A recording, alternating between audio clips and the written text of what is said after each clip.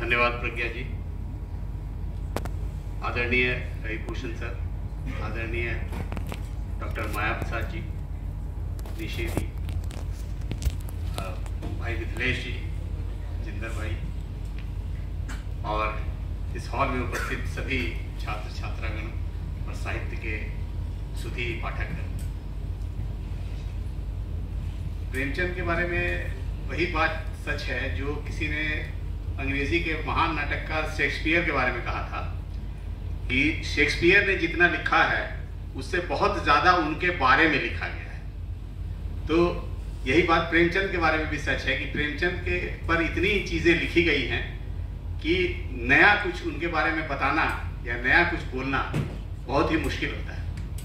और उनकी लोकप्रियता का आलम यह है कि राजनीति के क्षेत्र में महात्मा गांधी और साहित्य के क्षेत्र में प्रेमचंद दो ऐसे व्यक्तित्व हैं जिनके बारे में हर आदमी कुछ ना कुछ बोल सकता है। तो ऐसी स्थिति में जब खड़ा कर दिया जाता है तो कुछ ना कुछ बोलना पड़ता है। लोकप्रियता के बारे में सबसे पहले कि प्रेमचंद का इतना महत्व क्यों है और इतने लोकप्रिय क्यों है। आपने अभी अखबारों में और तमाम सोशल मीडिया पर देखा होगा पिछले 2 दिनों में कि देश का शायद ही कोई ऐसा कोना होगा जहां पर प्रेमचंद जयंती न मनाई गई।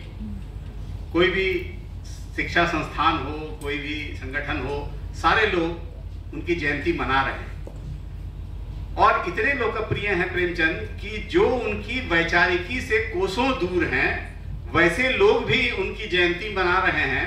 और खास तौर पे आप देखिए कि जो धुर दक्षिणपंथी विचारधारा के लोग हैं या उनका मुखपत्र पांचजन्य है, वो प्रेमचंद की तस्वीर छापता है मुखपृष्ठ पर और बताता है कि कैसे हमारे लेखक थे। और एक लेखक, आप लोगों ने शायद उनका नाम सुना हो, कमल किशोर गोयनका उनका नाम था, पिछले दिनों उनका देहांत हो गया।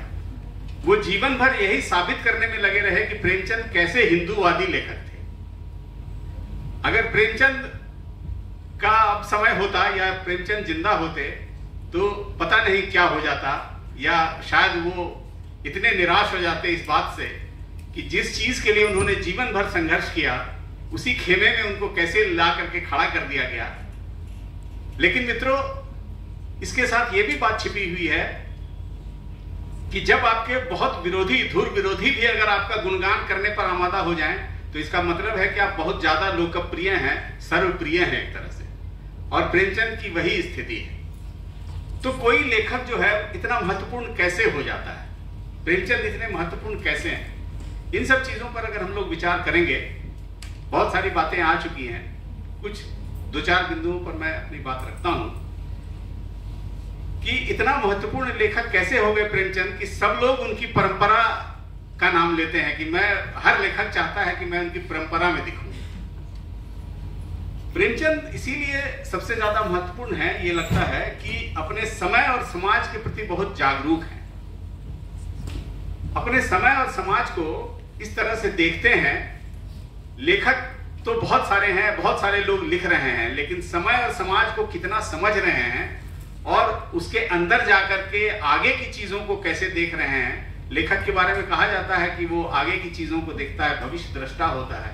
तो कैसे चीजों को देखते हैं, इसके लिए सिर्फ चीजों को देख करके लिख देना महत्वपूर्ण नहीं है कि आप जैसे देख रहे हैं वैसे ही लिख दिया आपने तो आप बहुत बड़े लेखक नहीं हो गए। उसमें एक अलग दृष्टि होनी चाहिए, देखने का जो तरीका है वो अलग होना चाहिए, तभी आप एक महत्वपूर्ण लेखक के रूप में सामने आते हैं।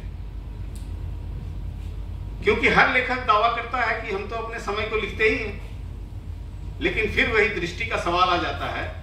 हम जब प्रेमचंद के पूर्व के समय को देखें कि प्रेमचंद का जो समय था उसके समय के बारे में जिंदर जी ने चर्चा की कि कैसे उसके पहले जो उच्च कुल के लोग होते थे, राजा रजवाड़े सामंत, वैसे ही लोगों को मुख्य चरित्र के रूप में प्रस्तुत किया जाता था। और वो समय वैसे तो हिंदी के बनने का भी समय था, हिंदी की लोकप्रियता बढ़ने का भी समय था, लेकिन अय्यारियां, जादू टोना, तिलस्म, ऐसी चीजों में कहानियों का कथ्य उलझा हुआ था, उपन्यासों का कथ्य उलझा हुआ था। उसमें कोई बदलाव की चेतना नहीं दिखती थी। परंपरागत जो मूल्य थे उन्हीं के प्रति आकर्षण दिखता था। देवकी नंदन खत्री, गोपाल राम गहमरी ऐसे लेखक हुए बहुत सारे, जिनकी किताबें आप लोग पढ़ेंगे तो देखेंगे कि कैसे उसमें उन तिलस्मी चीजों का समावेश किया जाता था ताकि मनोरंजन सिर्फ उसका हो सके, लोगों का पढ़ने से कोई विचार पैदा नहीं हो पाता था नया। आप देखिए कि प्रेमचंद आते हैं तो वो पूरे परिदृश्य को बदल देते हैं। जिस तरह के चरित्रों पर वो शुरुआत करते हैं लिखना, संसार का सबसे अनमोल रतन उनकी एक मशहूर कहानी उस समय की है। हालांकि प्रेमचंद उसके बाद से उन्होंने बहुत ज्यादा डेवलप किया, बहुत ग्रो किया, बहुत विकसित किया अपने को वैचारिक रूप से भी। संसार का सबसे अनमोल रतन में देशभक्ति की जो भावना थी उसके पर बहुत ज्यादा जोर दिया गया था। लेकिन धीरे धीरे प्रेमचंद जिस तरह से समाज को देखते गए, उनको लगा कि सिर्फ ये देशभक्ति की भावना जो है ये संपूर्ण नहीं है, क्योंकि समाज जिस तरह से बदला है, देश जिस तरह से बदल रहा है, उसके हिसाब से प्रेमचंद की वैचारिकी भी बदलती जाती है। और आप देखिए कि अंत में जब वो अपने अंतिम दौर में जब कफन और इस तरह की कहानियां लिखते हैं तो एक बहुत ही आक्रोश का भाव उनके अंदर है। जो कफन कहानी है उनकी, घीसू और माधव, आप लोगों ने, बहुत लोगों ने पढ़ा होगा उसको। उस कहानी को आप लोग देखें तो बहुत सारे लोग कहते हैं कि इसमें दलितों का मजाक उड़ाया गया है। प्रेमचंद जो है वो, उनको कहा गया है कि वो दलितों से घृणा करते थे, इसीलिए इस तरह की चीजें उन्होंने लिखी हैं। बहुत सारे इस तरह का विषय सामने आया लोगों के। लेकिन आप देखिए कि वो जो चरित्र है, दो चरित्र जो हैं, वो क्यों वैसे हैं, वो कैसे इस तरह के हो गए कि जब एक तरफ उनकी बहू का शव घर में पड़ा हुआ है और कफन दफन के इंतजाम के लिए वो चंदा करते हैं लोगों से और उस पैसे से खाना पीना करते हैं, तो ऐसी स्थिति कैसे हो गई, ये देखने वाली चीज है कि ये जो मानव से भी नीचे, जिसको विमानवीकरण कहते हैं, इस तरह से चरित्र का कैसे हो गया उनका। क्योंकि वो जानते हैं कि जब काम करके भी मरना ही है और उसका प्रतिदान मिलना नहीं है, उसकी मजदूरी ठीक मिलनी नहीं है, तो क्यों हम काम करें। इसीलिए वो अपने जो कामचोरी है वो उनकी आदत नहीं है, मजबूरी में वो कामचोर हो गए। आप उस कहानी की तुलना काफका की मशहूर कहानी मेटामॉर्फोसिस से कीजिए। मेटामॉर्फोसिस में एक आदमी जो है वो एक कीड़े में तब्दील हो जाता है। तो क्या वो कीड़े की कहानी है? नहीं, लेकिन वो किस तरह से वो आदमी कीड़ा में बदल जाता है, कौन सी मानसिक अवस्था ऐसी होती है, उस मानसिक अवस्था की कहानी है।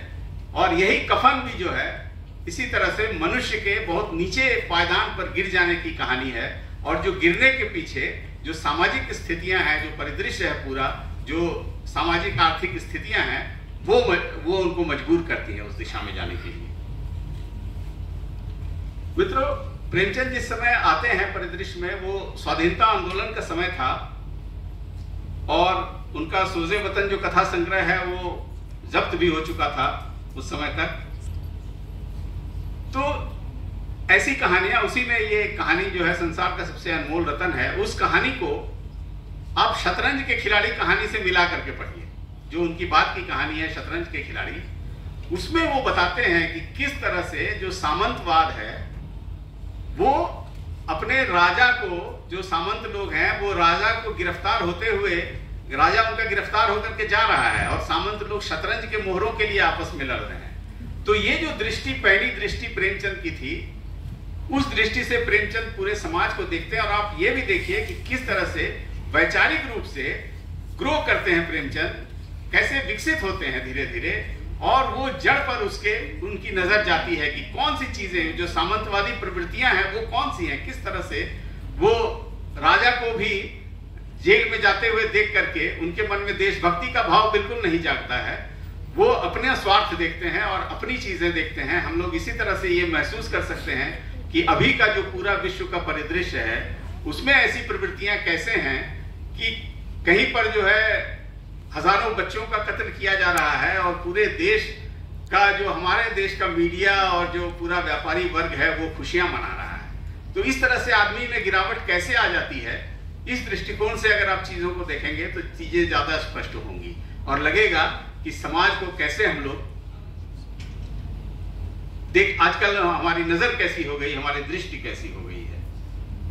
तो जो इस पाखंड को, मिथ्याचार को जो उद्घाटित करता है, वही लेखक बड़ा और महत्वपूर्ण लेखक कहलाता है। जब तक आप उन अंधेरे कोने अतरे में रोशनी नहीं डालेंगे, तब तक आप बड़े लेखक के रूप में सामने नहीं आ सकेंगे, महत्वपूर्ण लेखक के रूप में सामने नहीं आ सकेंगे, और लोग अपने को आपसे आइडेंटिफाई नहीं करेंगे। आपके जो लेखन से है वो अपने को देखेंगे नहीं उस नजरिए से।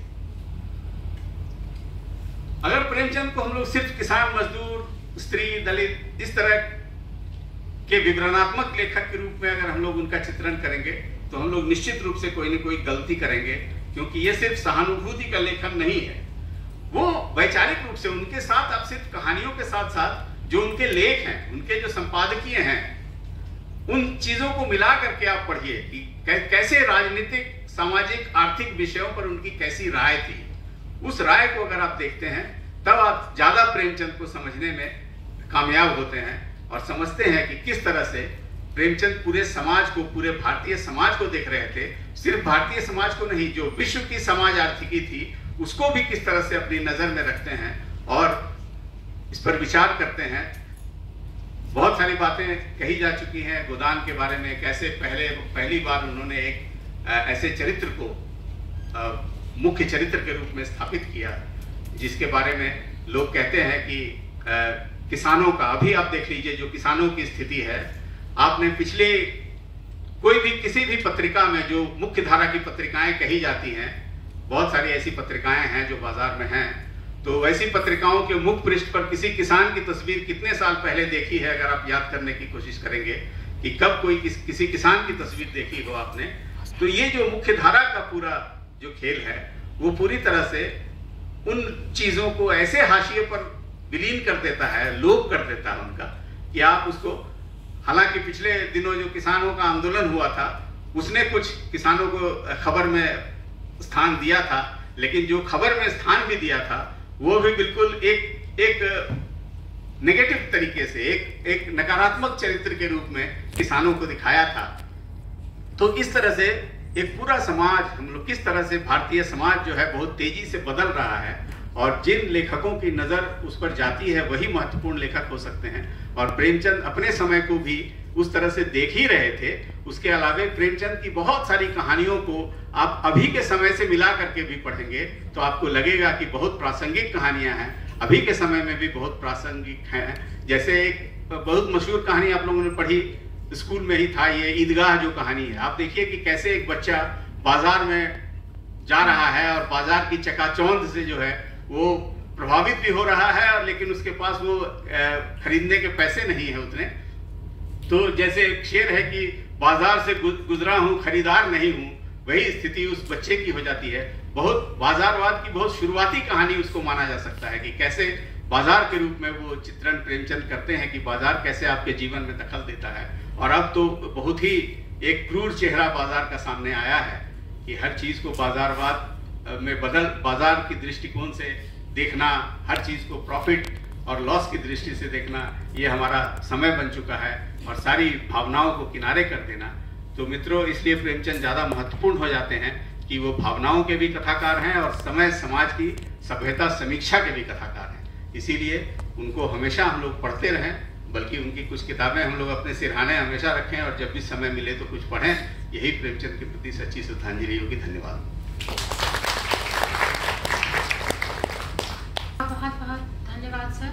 वाकई मुंशी प्रेमचंद ने मात्र 56 वर्ष की आयु में ऐसी अनमोल कृतियां हमें दी, जिसे आज भी पढ़ा जाना बाकी है, और आज के युवा वर्ग को वो एक नई चेतना से संपन्न करेंगी। मैं मंच पर आदरणीय प्रोफेसर माया प्रसाद मैम को आमंत्रित करती हूँ। मैम, माया दी, आप सादर आमंत्रित।